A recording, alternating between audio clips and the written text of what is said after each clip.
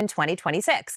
The IRS is raising how much you can stash away tax deferred into your retirement accounts next year. That means bigger tax breaks and more room to grow your money for retirement.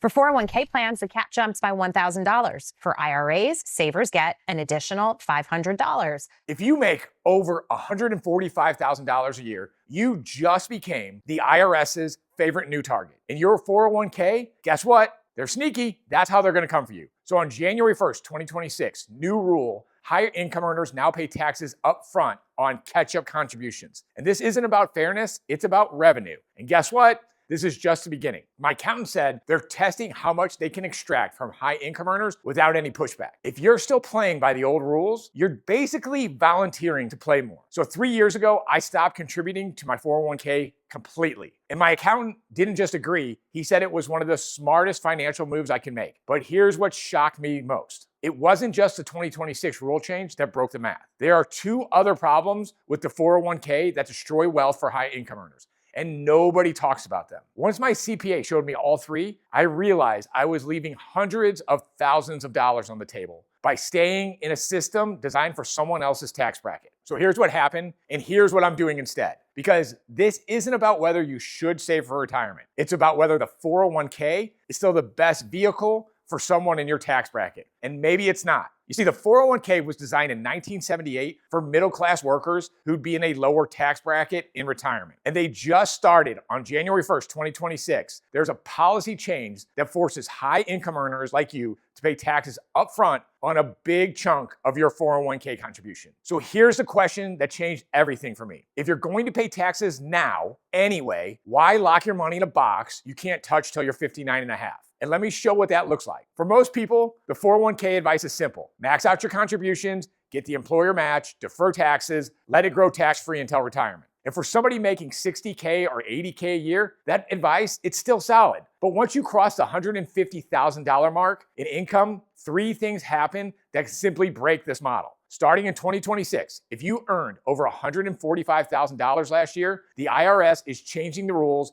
on catch-up contributions. Catch-up contributions are the extra $7,500 you can add to your 401k if you're over 50. Before 2026, that $7,500 was pre-tax. You got an immediate deduction. But now, if you're a high income earner, that $7,500 must be in a Roth, meaning you pay taxes on it now and then it grows tax-free. Now, Roth contributions aren't bad, but here's what matters. If I'm being forced to pay taxes up front anyway, why would I lock that money inside a 401k where I can't touch it for 10 to 15 to 20 years? You're paying the tax either way. The question is, do you want control or do you want it to be locked up? Here's the second issue. Everyone assumes you'll be in a lower tax bracket in retirement, but that's based on old math. The US federal deficit is $1.2 trillion this year. That's 5.5% of GDP. To pay that down, tax rates are going up, not down. Plus, when you hit age 73, the IRS forces you to start taking money out of your 401k. It's called required minimum distributions, or RMDs. These forced withdrawals can push you into a higher tax bracket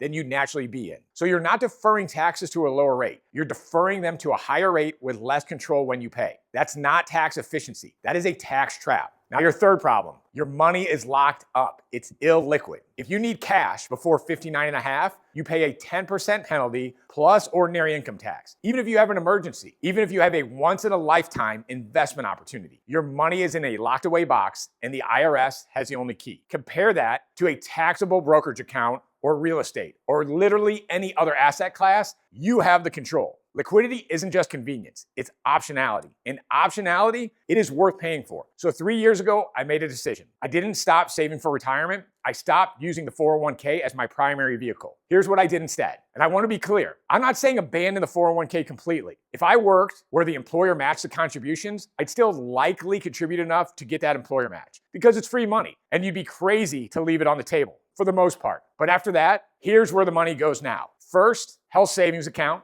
If you have a high deductible with a health plan, you can contribute up to $8,500 a year as a family or $4,300 a year as an individual. And here's why it's better than a 401k. Contributions are tax deductible, just like a 401k, and it grows tax-free, just like a 401k.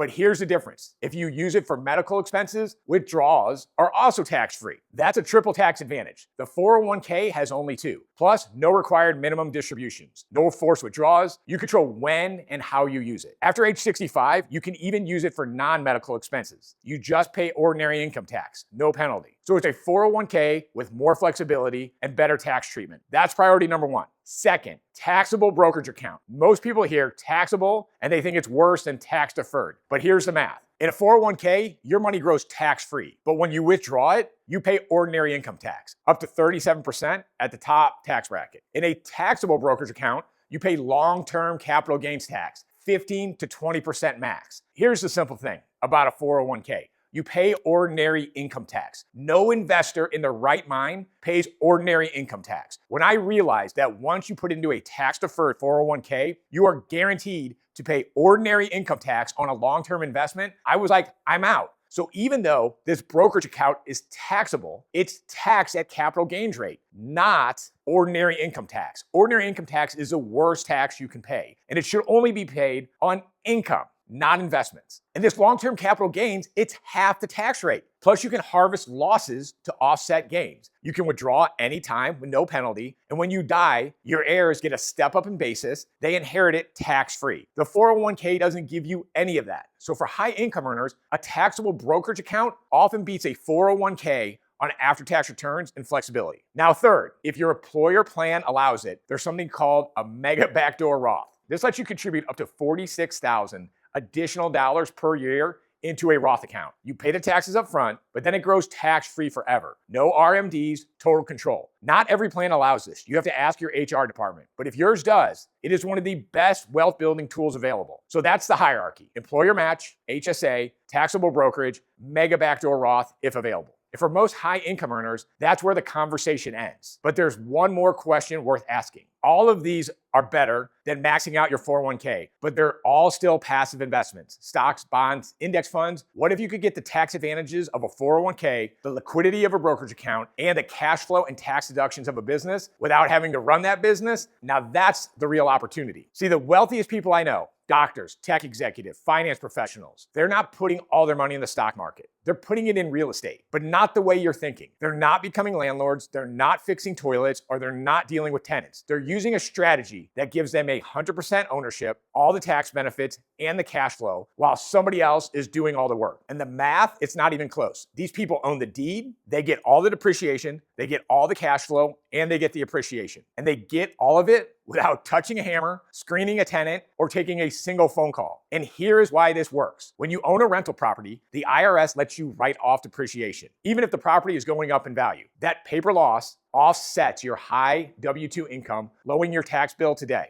A 401k, it just doesn't do that. All it does is defer tax. Doesn't lower your tax rate, just defers it. Rental income is taxed more favorably than ordinary income. And when you eventually sell, it's capital gains. It's taxed at a 15 to 20% rate, not the 37% you'd pay on ordinary income inside a 401k. With 1031 exchange, you could sell one property, buy another, and defer all capital gains indefinitely. You can't do that with a 401k. Once you withdraw, you pay. This isn't a REIT where you own shares of a fund. This is you individually own the house, own the deed. Your name is on title. If the property doubles in value, you get 100% of that upside. So when you run the numbers, the math isn't even close. There's lower taxes, cash flow, equity, and no lockup period. And you get 100% ownership and control with your name on the deed and the title. Now, I'm not saying this is for everyone. If you're making under 150K or you don't have the capital to deploy, the 401k is still respectable. But if you're a high income earner and you're tired of watching your money get locked away in a system designed for a different era, the real question becomes, how do you actually do this without it turning into a second job? Because look, I've tried the landlord thing. I've managed contractors. I've took tenant calls at midnight. It was absolutely horrible. It was absolutely brain damage. You don't want the brain damage, but you do want the asset. You want the tax benefits. You want the cash flow. So I pulled this video out here, this one right behind me, for you to watch next because it shows you exactly how we solve that problem. How to get real ownership, real depreciation, and real cash flow without touching a hammer or screening a single tenant. And we're locking in great rates right now while everybody else is waiting on the sideline.